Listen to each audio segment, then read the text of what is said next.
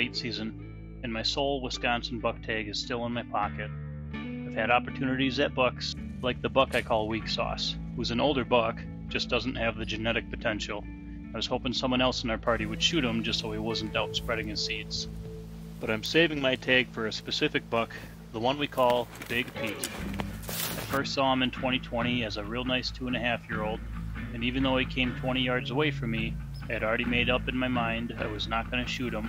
I was done shooting 2.5-year-olds. I was going to try to let him grow to full potential.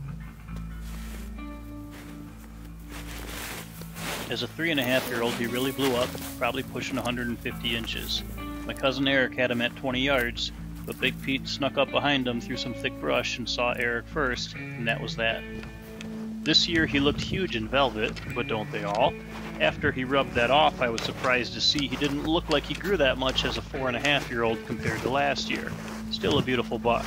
He escaped me in miraculous fashion during gun season, 20 yards away thanks to 3 misfired shots. I carry my bow with me during gun season and somehow was able to hang up my gun, lift up my bow, draw it back, but I bumped my release before I was ready and put the arrow in the dirt right next to him and watched him run away, assuming I'd probably never see him again. But who knows, maybe I'll get lucky and see him in late season.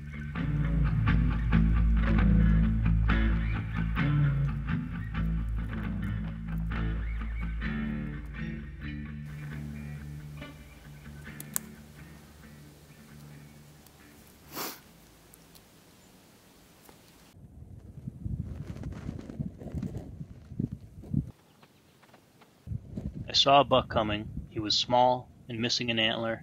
Obviously not what I wanted to burn my 1 buck tag on. But then I noticed something.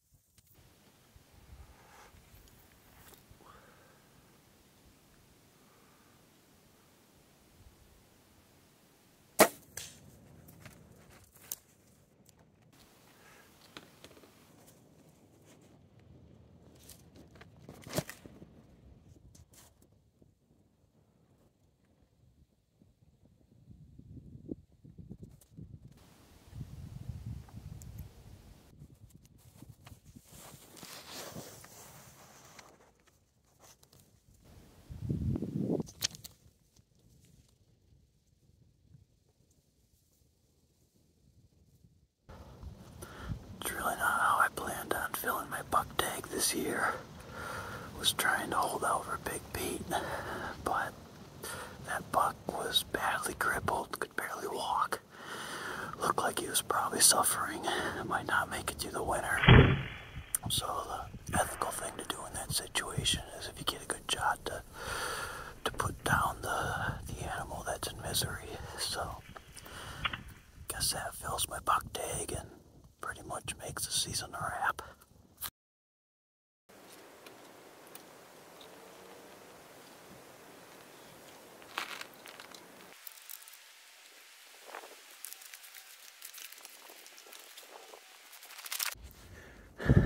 Tracking jobs become real easy in the snow.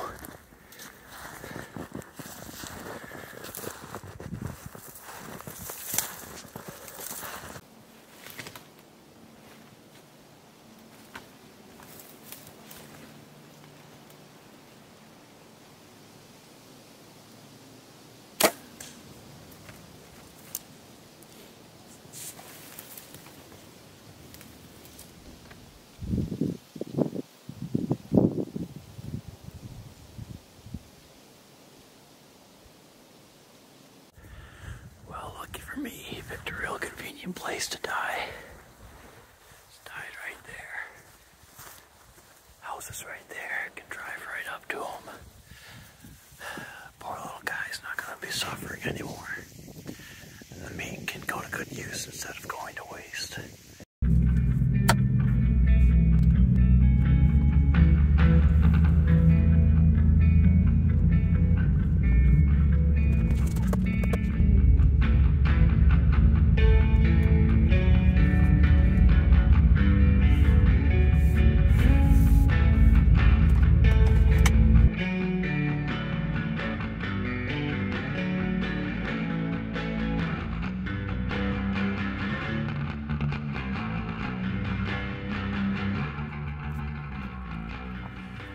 So if a buck is stressed, it'll shed its antlers early sometimes.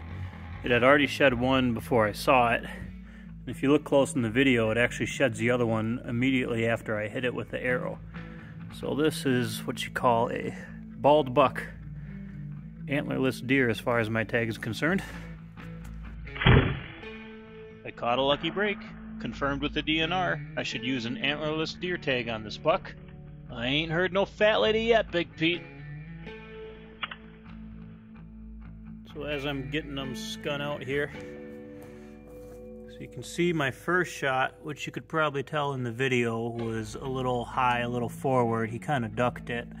That did make it into the chest cavity and probably sliced the top of the lung, but it wasn't going to kill him as fast, and I saw him laying there. I was actually able to walk up to him and put a second shot on him, which was that double lung shot when I looked at the lungs earlier. Some might wonder if you can eat a wounded deer if you shoot one, if it was crippled. It all depends on the injury, the infection potential, the magnitude of the injury, and just if it's spread or not. I always trust the smell test. If it smells spoiled, it is spoiled. And this buck smells just like venison, smells perfectly fine, so no concerns there. You're also looking for the color green. If there's any green areas, that means there's an infection, there's bacteria growth. Normally you can smell that, and that can kind of spread around the meat as well. I don't see any of that. I don't see any old bullet or arrow wounds to it, and I don't see any bruising or broken bones as if it was hit by a vehicle. But what I did notice is the front shoulder is where the limp was. It seems to have some fluid in it, like some pus in there, and that's definitely not that normal. It's also very lean. Normally there's more muscle on that front shoulder.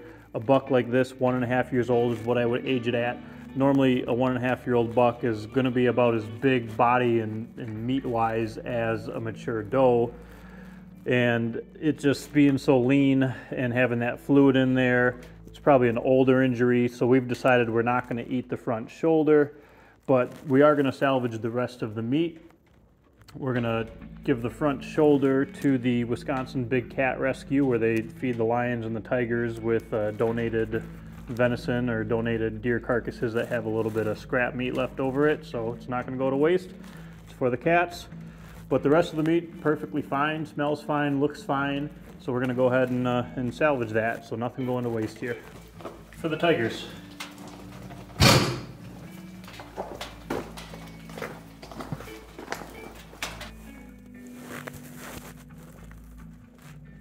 Looking closely at the front hooves, if you look here, this was its injured leg, left front hoof. Actually looks quite swollen. So perhaps it was just a broken foot. It, as you could tell from the video, he looked like he was hurting pretty bad, so I'd be surprised if that's all that it was. Could have been that plus more. Maybe he was hit by a car and his foot was run over and his shoulder was injured as well. Something was torn. Hard to say, but I am kind of curious to skin out this foot and see if there's anything else that we can tell.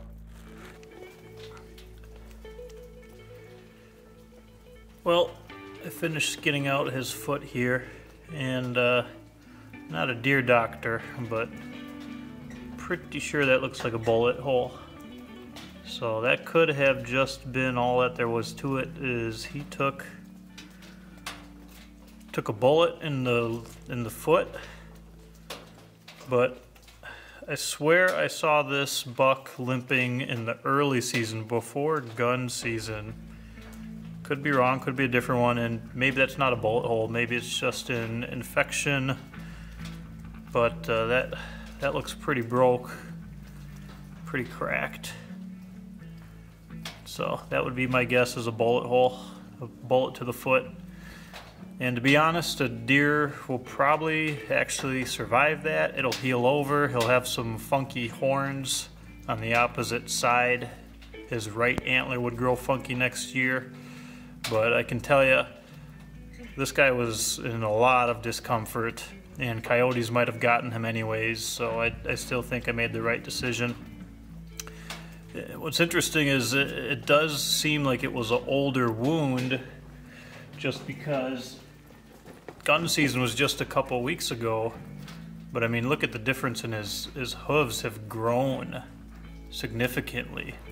When they walk, it wears down their hooves, and you can tell on the wounded one, they really haven't worn down. So that's, I would think, older injury than just a few weeks ago. But you be the judge. Hole in the hoof, couldn't put any weight on it. He was in a lot of discomfort. Probably would have been coyote food either way. He's no longer suffering. And you don't really know what's wrong with him when you shoot him, but just in case there is something pretty bad with him, infection or serious injury, then you got to do the ethical, responsible thing as a hunter and put a suffering animal out of its misery.